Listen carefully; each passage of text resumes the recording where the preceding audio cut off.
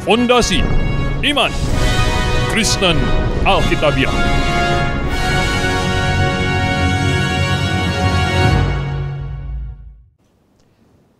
Pemirsa yang kami kasihi di dalam Yesus Kristus, kali ini saya ingin mengajak pemirsa sekalian untuk mereview sejarah supaya tahu persis kelompok-kelompok Kristen yang ada di sekitar kita. Nah, pemirsa sekalian, kita tahu bahwa sebelum reformasi yang dipimpin atau dipicu oleh Martin Luther 1517, saat itu kekristenan seluruhnya dikuasai oleh gereja Katolik. Nah, sebenarnya ada dua kelompok besar yang sudah keluar duluan, yaitu kelompok Ortodoks ya, Timur, itu keluar dari Katolik tahun 1054.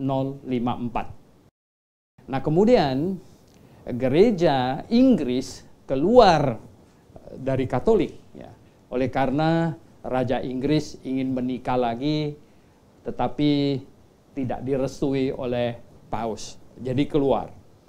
Nah, oleh sebab itu sebelum Martin Luther ya, sebenarnya ada kelompok Katolik, Ortodoks, dan gereja Inggris. Jadi, pemirsa sekalian, kemudian 1517 Martin Luther protes dan akhirnya terjadilah reformasi. Nah, reformasi ini ada banyak kelompok. Ada reformasi yang dipicu oleh Luther, kemudian ada di bawah Calvin dan Zwingli dengan semua teman-temannya.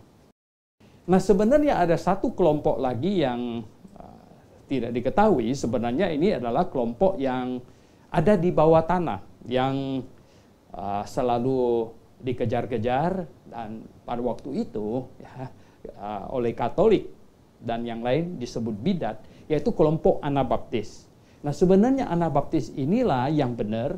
Anabaptis inilah yang sejak awal mengikuti pengajaran para rasul, dan ketika Konstantin muncul dan memimpin gereja yang di permukaan ini untuk bergabung dengan negara, nah sejumlah orang tidak setuju akan hal itu, terutama tidak setuju dengan pembaptisan bayi secara masif untuk menjadikan mereka Kristen.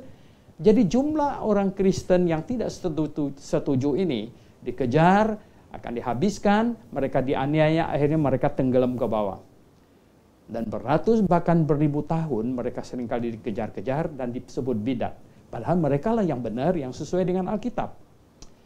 Jadi, Bapak Ibu yang saya kasih dalam Tuhan Yesus, akhirnya sampailah kepada zaman Martin Luther, kita persingkat, dan terjadilah reformasi. Setelah terjadi reformasi, apa yang selanjutnya terjadi adalah kekristenan di Eropa menjadi marak, menjadi bersemangat sebenarnya, bersemangat untuk menyelidiki Alkitab, Karena sebenarnya Martin Luther bisa protes dan didukung oleh masyarakat adalah karena sebelumnya, 1 tahun sebelumnya, yaitu 1516, Erasmus telah berhasil mengedit Alkitab memakai manuskrip tua yang menjadi manuskrip tradisional dipakai oleh gereja-gereja, itu menghasilkan Alkitab dalam bentuk cetak bahasa Yunani. Dan hari ini kita sebut itu adalah teksnya disebut teks yang diterima oleh semua pihak, disebut Textus Receptus. Nah, dengan adanya Alkitab, ya, Textus Receptus di tangan orang Kristen, perlu diingat, sebelum bahasa Inggris menjadi bahasa internasional, sebenarnya bahasa Yunani adalah bahasa internasional. Oleh sebab itu orang-orang di Eropa fasih berbahasa Yunani. Nah, Bapak Ibu yang saya kasih dalam Tuhan Yesus Kristus, nah orang-orang Kristen menyelidiki Alkitab, ya, mereka membaca, semangat untuk memahami Alkitab, semangat untuk kebenaran semakin besar pada waktu itu. Nah, Bapak Ibu sekalian, Kemudian ditambah lagi dengan King James, Raja Inggris James, memerintahkan menerjemahkan Alkitab ke dalam bahasa Inggris dan diterbitkan yang disebut dengan King James Version atau Authorized Version itu 1611, tahun 1611. Nah, mulai tahun 1611 ya, Alkitab bahasa Inggris itu menjadi menyebar ke seluruh masyarakat yang berbahasa Inggris. Jadi Bapak Ibu yang saya kasih dalam Tuhan Yesus, masyarakat pada waktu itu begitu antusias terhadap kebenaran, mereka menyelidiki Alkitab, ya akhirnya kebenaran semakin disingkapkan dan kebenaran yang Alkitabiah semakin diterima, semakin dipegang dan diperjuangkan. Dan Bapak Ibu yang saya kasih dalam Tuhan Yesus, terlebih lagi pada waktu mulai masuk abad yang ke-19, ya 1000 sebenarnya sebelum abad 19 masih abad 18, karena tahun 1797 ya, William Carey menuju ke India untuk memberitakan Injil, menjadi misioneri menuju ke India. Nah, Bapak Ibu yang saya kasih dalam Tuhan Yesus, William Carey memang bisa, dia orang Inggris, tapi dia juga bisa berbahasa Yunani, dan bahkan dia akhirnya menjadi orang yang bisa menguasai 17 bahasa. Nah, Bapak Ibu yang saya kasih dalam Tuhan Yesus, Alkitab bahasa Inggris dibawa ke India dan kemudian seterusnya itu menjadi Alkitab ini buku pegangan untuk misioneri-misioneri yang banyak dikirim dari Inggris maupun dari Amerika, yaitu Alkitab bahasa Inggris King James Version. Nah, kekristenan pada waktu itu dibedakan adalah mereka satu kelompok yang Katolik, kemudian kelompok ini adalah kelompok yang reformasi, ya hasil reformasi punya.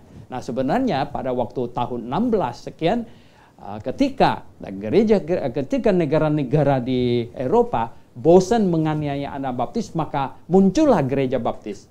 Nah, sebenarnya gereja baptis itu bukan berasal dari Katolik, karena gereja baptis, orang baptis yang dipanggil anak baptis itu tidak ada di dalam gereja Katolik. Oleh sebab itu mereka bukan yang keluar dari gereja Katolik. Nah, anak baptis ini adalah kelompok yang dianiaya ribuan tahun, terpendam di bawah tanah, ya bersembunyi karena mereka menentang gereja Roma yang membaptis bayi. Jadi ketika orang-orang yang di Roma ini disadarkan, mereka bertobat dan mau bergabung dengan mereka, mereka minta supaya dibaptis ulang lagi. Nah, kata ulang bahasa Yunani itu ana, oleh sebab itu mereka disebut Anabaptis. Jadi kelompok yang baptis ulang. Nah, keluar membuat gereja. Nah, Bapak Ibu yang saya kasih dalam Tuhan Yesus, sesuatu yang sangat-sangat disayangkan dari usaha reformasi itu adalah bahwa oleh para reformator yang tadinya mereka memiliki keinginan yang baik start awalnya, tapi ketika mereka menggabungkan gereja mereka dengan negara, ini jadi masalah. Nah, ini hal yang mereka tidak paham bahwa gereja tidak boleh bergabung dengan negara. Nah, kesalahan gereja Roma adalah bergabung dengan Kaisar Roma. Kemudian gereja Inggris bergabung dengan pemerintah Inggris. Nah, kemudian Reform bergabung dengan pemerintah Swiss. Dan Zwingli bergabung dengan pemerintah Zurich. Nah, semua ini. Martin Luther punya gereja bergabung dengan pemerintah Jerman. Nah, karena hal inilah ya, maka akhirnya tadinya Luther tidak setuju dengan baptisan bayi, kembali lagi mempraktekkan baptisan bayi. Dan mereka semuanya akhirnya membaptis bayi kembali. Nah, karena baptisan bayi dilakukan lagi seperti yang dilakukan oleh gereja Katolik pada waktu start dengan Konstantin, dan menyebabkan gereja makin hari dipenuhi oleh orang-orang yang dibaptis sejak saat bayi dan tidak mengalami pertobatan dan iman yang benar, tidak lahir baru. Nah, Bapak Ibu yang saya kasih dalam Tuhan Yesus Kristus, oleh sebab itulah maka ya, ketika orang Kristen banyak tidak lahir baru, maka banyak hal terjadi. Apa yang terjadi? Pada tahun sebenarnya ada banyak kali terjadi munculnya teks-teks Alkitab, ya. Tetapi itu tidak dipedulikan, itu padam sendiri. Tapi 1881, ya, yaitu ini ada dua orang yang namanya Westcott, ya, dan Hort, ini dua orang memunculkan Alkitab bahasa Yunani yang teks critical text. Nah, sebenarnya inilah start awalnya liberal, ya. Liberalisme akhirnya kekristenan di Eropa dilanda oleh liberalisme. Nah, liberalisme demikian berkembang, ya. Yang ditentang oleh liberalisme itu adalah kelahiran oleh perawan. Mereka tidak bisa terima itu. Kemudian mereka menganggap Alkitab itu bukan buku yang tidak ada salah, ada banyak salah di dalamnya. Dan kelompok liberal mempengaruhi banyak kekristenan. Nah, akhirnya Bapak Ibu yang saya kasih dalam Tuhan Yesus, ya, ada di Amerika kelompok orang Kristen yang melihat bahwa gerakan liberalisme itu sedemikian rupa mempengaruhi kekristenan, maka ya ini Dixon, ya, R.A. Torrey sebenarnya waktu itu juga didorong oleh satu orang sangat kaya yang namanya Lyman Stewart. Lyman Stewart ini dua orang Stewart bersaudara yang memiliki perusahaan minyak besar. Dia orang Kristen yang sangat baik. Dia dengar cerita, ya, khotbah dari Dixon bahwa liberal bergerak sedemikian rupa, ini kekristenan bisa dihabisin dengan ini teologi liberal, gitu. Dan Lyman Stewart ini kemudian dia meminta, ya, Dixon dan R.A. Torrey semuanya mengumpulkan teolog-teolog yang masih percaya Alkitab adalah kitab yang tidak ada salah, firman Tuhan yang tidak ada salah, membuat satu komite dan kemudian membaca semua buku-buku yang diterbitkan oleh kelompok liberal dan memberi jawaban kepada mereka. Dan akhirnya satu panitia, satu komite ini terbentuk, ya, dipimpin oleh R.A. Torrey, ya, dan kemudian menghasilkan buku yang diberi nama The Fundamentals. Nah, sejak saat itulah terbentuk dua kubu sebenarnya. Itu buku diterbitkan pada tahun 1909. Nah, 1909 gitu, semua hamba Tuhan manapun juga yang menginginkan itu, tadi pertama terbitnya itu 12 volume, ya. Semua hamba Tuhan, misioneri, semua yang menginginkan itu akan dibagikan gratis. Pembagian pertama sekitar 300.000 orang dapat itu. Jadi Anda bisa memperkirakan berapa besar uangnya. Dan akhirnya di dunia kekristenan terbentuklah dua kubu pada waktu itu, yaitu kubu liberal dan kubu fundamental. Dan kubu liberalnya apa yang dipertentangkan? Ya, inti dari pertentangan kubu liberal dan fundamental adalah bahwa yang liberal tidak percaya Alkitab ini firman Tuhan yang tidak ada salah, sedangkan yang fundamental percaya bahwa Alkitab ini tidak ada salah sama sekali. Sedangkan yang liberal percaya ada salah. Nah, ini sebenarnya inti pertentangannya.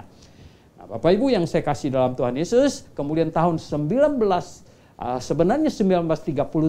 gereja-gereja liberal ini telah sepakat untuk membentuk satu dewan, yaitu yang World Council of Churches, jadi disebut WCC 1937. Tetapi terhalang oleh Perang Dunia yang kedua, akhirnya pada tahun 1948 barulah terbentuk WCC itu. Nah, Bapak Ibu yang saya kasih dalam Tuhan Yesus, tetapi kemudian, ya, satu orang Belanda namanya Karl McIntyre, ya, dia pada tahun 1948 itu juga pada bulan Agustus mengajak semua gereja-gereja fundamental membentuk kelompok fundamental dan disebut dengan ICCC, jadi ICCC gitu, ya.